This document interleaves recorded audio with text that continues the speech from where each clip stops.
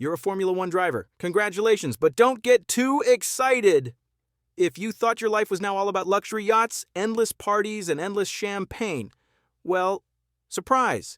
Conferences, tests, and training sessions await where you only train your neck and a schedule that would make even an astronaut say, "Guys, this is way too much." Welcome to discipline hell. Your day starts at 5 in the morning. No, not because you're an inspired athlete, but because you have a schedule more rigid than a maximum security prison. Breakfast, a bowl of oatmeal, sometimes broccoli, sometimes quinoa, always disgusting. Your diet is so boring that even your dog looks at the bowl and says, or, "Sorry, bro." And then it's off to the gym. Squats, cardio, stretching, and training your neck. Yes, your neck. Because on the track, your head would simply crack under the strain without training. And then there are the fans. Oh yeah, the fans are wonderful. They scream your name, ask for autographs, believe in you, but only until the first failure, finish 10th, and within a week you're a meme online.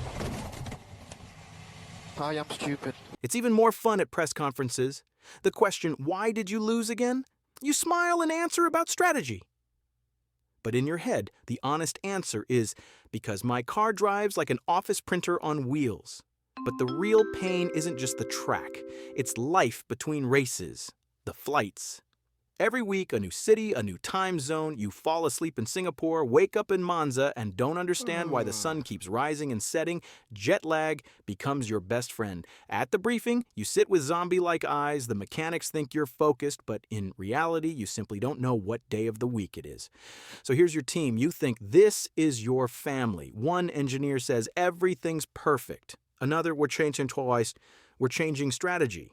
A third is already looking for a job at McLaren, and the best parts always go to your teammate. You're like a younger brother who got a calculator instead of a new iPhone. And yet, sometimes the world gives you hope. In one race, you have a phenomenal start. On the first turn, you overtake the world champion. The crowd roars, the commentators explode. Unbelievable. You get goosebumps, your hands are shaking, your heart is pounding. You think, this is it. My moment. 3 laps later, it starts to rain, your tires turn to banana peels, and you're flying into the gravel. That's it. Your greatest victory lasted exactly 3 laps. Off the track, you have flashes of stardom too. You're driving through the city and see a huge billboard with your face on it, a real advertisement, a huge sign, "Racer of the Future." You take a photo and send it to your mom. Pride bursts from within. A week later, another driver hangs in the same spot, and your banner is probably already sitting in a warehouse somewhere. And what about sponsors? That's a whole other level of comedy. You dream of contracts with luxury brands, expensive watches, and high-end liquor. In reality, your main sponsor is an energy drink called Turbo Monkey, which no one in their right mind drinks. You're taking part in a photo shoot, pretending to be a happy guy with a can, but deep down you realize the stuff tastes like a cross between a battery and soap. But what can you do? A paycheck is a paycheck, but you don't give up. At another race, you're pushing forward again. You even make it into the top 3 at the start. The cameras catch your helmet, and the spectators believe, maybe this is his day. You hold your position, fight, and then unbelievable. You overtake your rival on the last turn and cross the finish line in 4th. And for you, it's like winning an Oscar. You step out of the car and for the first time see people applauding, not out of pity, but for real. The team pats you on the shoulder. A young fan wearing a t-shirt with your number shouts, "You're the best." You drink champagne. Not on the podium, but in the garage, from cheap plastic cups, but you drink like a champion. In that moment, you believe, yes! I really can win! A week later, everything returns to normal. A new stage, and your car breaks down right on the warm-up lap.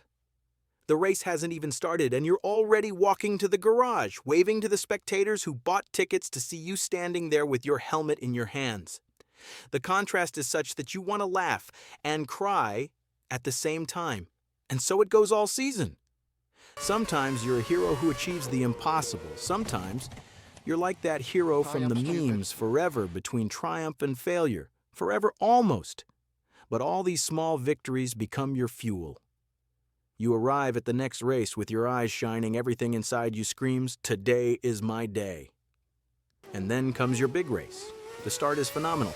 You overtake 1, 2, 3. The car behaves like a beast. The crowd roars, the commentators explode, the team on the radio screams, "You're the leader! You're the leader!" You're in first place, and everything inside you trembles with happiness. This is it. Your moment, your story, your life condensed into one race. The last lap, the last turn. You can already see the checkered flag. You remember all the morning oatmeal, those damn tests, the disgruntled fans, the flights and jet lag, all your training, and that damn can of Turbo Monkey. It all comes together in one moment. You can almost feel the trophy in your hands. And at that very moment, your car decides, no. Crunch.